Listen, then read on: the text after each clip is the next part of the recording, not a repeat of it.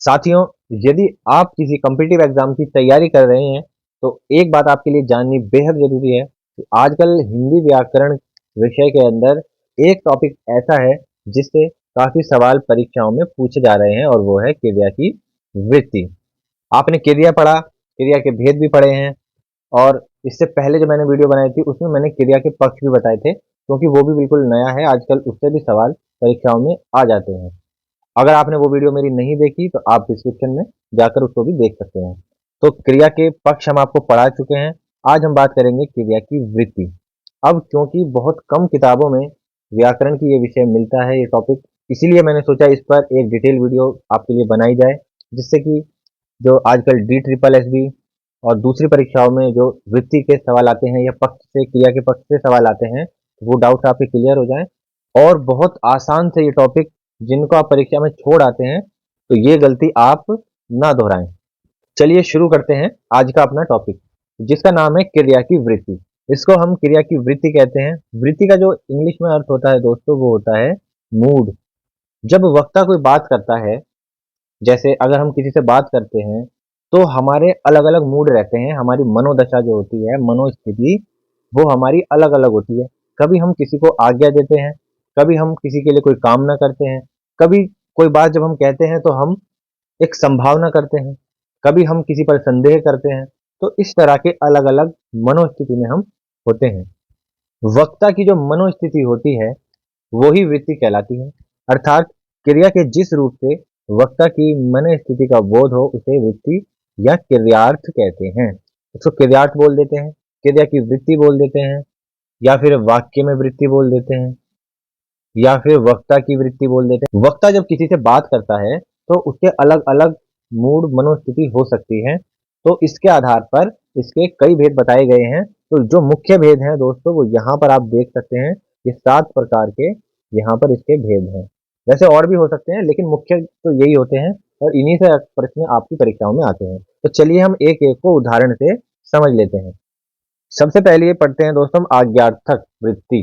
तो आज्ञार्थक वृत्ति के अंदर जहां पर क्रिया के जिस रूप से वक्ता द्वारा किसी आज्ञा का, अनुरोध का, प्रार्थना, चेतावनी, परामर्श आदि बातों का या भावों का बोध हो, वहां पर आज्ञार्थक वृत्ति होती है। आपने दोस्तों वाक्य के भेद पढ़े होंगे। वाक्य के भेद रचना के आधार पर और अर्थ के आधार पर। रचना के आधार पर 3 प्रकार के होते हैं, सरल, संयुक्त, मिश्र, और अर्थ के आधार पर 8 प्रकार के होते हैं। उसमें आज्ञार्थक भी होता है। आज्ञार्थक वाक्य, इच्छार्थक वाक्य, संकेतार्थक वाक्य, तो कुछ कुछ उसकी तरह ही ये वृत्ति भी होती है। तो जैसे उदाहरण देखते हैं, अब तुम खेलने नहीं जाओगे। तो यहाँ पर जो वक्ता का जो भाव है, बोलने वाले का जो मूड है, वो हमें क्या पता लग रहा है? तो वो क्या दे रहा है? आज्ञा दे रहा है। ठीक है, अपने बच्चे से कोई कह रहा है कि अब पूरे दिन तुम खेलते रहते हो और एग्जाम में तुम्हारे नंबर इतने कम आए हैं, तो अब तुम खेलने नहीं जाओगे, एक आज्ञा दी जा रही है। दूसरा है मेरा पेन उठा दीजिए। ये हम किसी से अनुरोध कर रहे हैं, मेरा पेन उठा दीजिए। तुम्हें और मेहनत करनी चाहिए, ये हम किसी को परामर्श दे रहे हैं। अब जैसे शिक्षक ही है, तो शिक्षक अपने विद्यार्थियों को पढ़ाते हैं तो उन्हें लगता है कि जो विद्यार्थी पढ़ने में कमजोर है तो उसको हम परामर्श देते हैं कि तुम्हें और मेहनत करनी चाहिए। जहां खड़े हो वहीं रुक जाओ। तो यहाँ पर क्या है? यहाँ पर चेतावनी का, यहाँ पर हमें वृत्ति पता लग रही है, मनोस्थिति पता लग रही है। तो दोस्तों आप देख सकते हैं किस तरह से हमें आज्ञा, अनुरोध, प्रार्थना, चेतावनी या परामर्श, इन जैसे भावों का बोध हो रहा है कि वक्ता का इस समय क्या मूड है। तो यहाँ पर सब क्या होगा? आज्ञार्थक वृत्ति होगी। आगे बढ़ते हैं। दूसरा है दोस्तों इच्छार्थक। अब क्योंकि इस शब्द में ही इसका अर्थ छिपा हुआ है, यानी जहां पर वक्ता की इच्छा प्रकट हो। तो इच्छा में क्या हो सकता है? उसकी आशा हो सकती है, अभिलाषा हो सकती है, कामना, कोई वरदान, कोई अभिशाप। किसी को जब हमारे साथ बुरा होता है तो हम किसी को बद्दुआ देते हैं, दुआ देते हैं, किसी को आशीर्वाद देते हैं। तो देख लीजिए उदाहरण से, तुम्हारी जल्दी नौकरी लग जाए। तो दोस्तों आप जो भी इस वीडियो को देख रहे हैं, उन सब के लिए भी मेरी खुद की भी यही इच्छा है कि तुम्हारी जल्दी नौकरी लग जाए। ये ऐसी मेरी आशा है, इच्छा है। ईश्वर तुम्हें सद्बुद्धि दे, ये मेरी कामना है। पापियों का सत्यानाश हो, ये क्या है? ये मैं अभिशाप दे रहा हूँ किसी को। ठीक है, बद्दुआ जिसे कहते हैं। सदा सुहागन रहो, ये आशीर्वाद दिया जा रहा है। सदा सुहागन रहो, जुग जुग जियो। तो इस तरीके के जो वाक्य होते हैं जिनमें वक्ता के द्वारा किसी इच्छा, कामना, अभिलाषा या वरदान आदि का बोध हो, वो इच्छार्थक होते हैं। तीसरा है दोस्तों सामर्थ्य सूचक। सामर्थ्य का जो अर्थ है वो समझ लीजिए, बाकी आप समझ ही जाओगे। सामर्थ्य का मतलब है कि कोई क्या कर सकता है या क्या नहीं कर सकता है। जैसे किसी के सामर्थ्य, योग्यता, किसी की क्षमता, किसी की दक्षता, निपुणता, जब इन चीजों का बोध हो तो वहां पर क्या होता है, सामर्थ्य सूचक वृत्ति होती है। तो जैसे राजीव अंग्रेजी बोल सकता है, तो यहाँ पर राजीव के बोल सकने का जो भाव है वो क्या है, उसकी एबिलिटी को दर्शा रहा है, ये काम वो कर सकता है। ठीक है, जितने भी सकता है, सकती है, सकता हूँ, ये सारा ये इसकी पहचान है। ये आप देख सकते हैं जिन भी वाक्यों के अंत में सकता है, सकती है आए, तो वहां पर सामर्थ्य सूचक वृत्ति होती है। सामर्थ्य सूचक की जो पहचान मैंने आपको बता दी, सकता है, लेकिन सामर्थ्य सूचक के अलावा संभावनार्थक जो वृत्ति है उसमें भी सकता है आ सकता है। तो वो किस अर्थ में आएगा वो आपको आगे बता दूंगा। चलिए आगे बढ़ते हैं। नेक्स्ट है दोस्तों निश्चयार्थक। अब जब हमें निश्चय शब्द से ही पता लग रहा है, जहां पर वक्ता का जो अर्थ है, वक्ता के द्वारा किसी निश्चय का बोध हो कि उसने किसी काम को, कार्य को करने का निश्चय कर लिया है कि ये काम वो करेगा। जैसे मैं कल सवेरे अपने गांव जाऊंगा, यानी उसने निश्चय कर लिया है अपने आप से ही।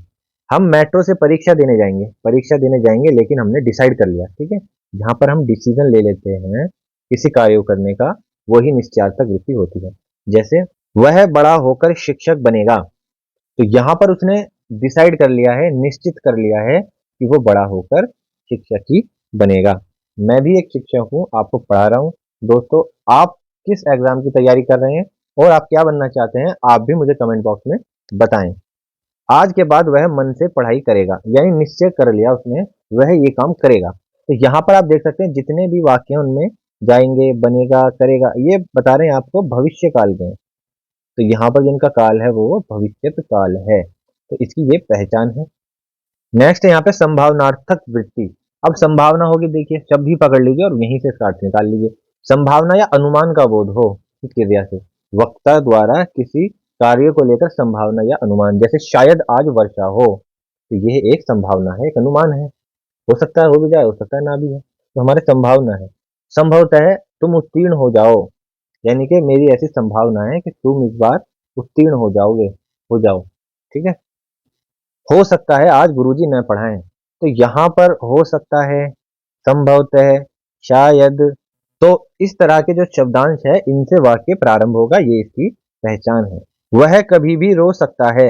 अब दोस्तों मैंने अभी पीछे आपको बताया था, अगर आपको याद हो तो, मैंने बताया था जो सकता है वो कहां पर आता है, सामर्थ्य सूचक जितने भी हमारे वाक्य होंगे वृत्ति वाले उनमें आएगा। लेकिन यहाँ पर आप देखिए, यहाँ पर संभावनार्थक में आया, क्यों? क्योंकि जो यहाँ पर रो सकता है वो यहाँ पर रोने की कोई क्षमता नहीं बता रहा, ना ही कोई दक्षता या एबिलिटी दिखा रहा है रोने की, बल्कि उससे ये भाव निकल रहा है, वक्ता कहना चाहता है कि वो अभी कभी भी रो सकता है, रोने वाला है मतलब कि।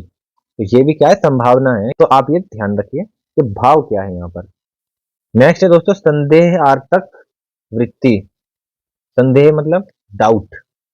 जब हमें किसी काम पर डाउट हो तो वहां पर क्या होगा, जब वक्ता जब किसी बात को कह रहा है तो उसे कहने में डाउट हो, उसके कार्य के होने में डाउट हो। जैसे ट्रेन स्टेशन से निकल चुकी होगी, तो ये डाउट है ना, हो सकता है निकल गई हो, क्या पता ना भी निकली हो।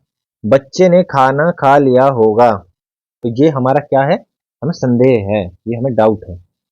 बढ़ई ने फर्नीचर तैयार कर दिया होगा, तो लिया होगा, दिया होगा, आया होगा, गया होगा, बैठा होगा, इस तरह के जितने भी शब्दांश से वाक्य का अंत होगा वहां पर क्या होगा, संदेहार्थक वृत्ति होगी।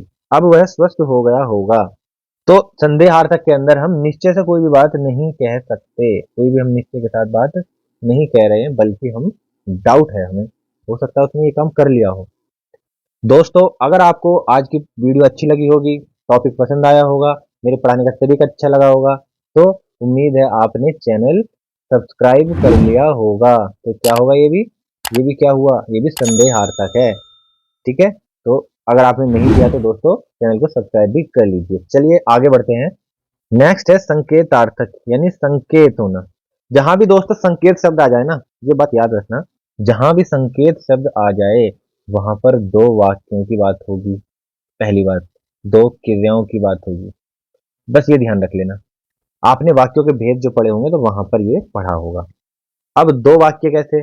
जब एक कार्य का होना दूसरे कार्य पर निर्भर करे, एक कार्य का संकेत दूसरे कार्य से मिले, वहां पर संकेतार्थक वृत्ति होती है।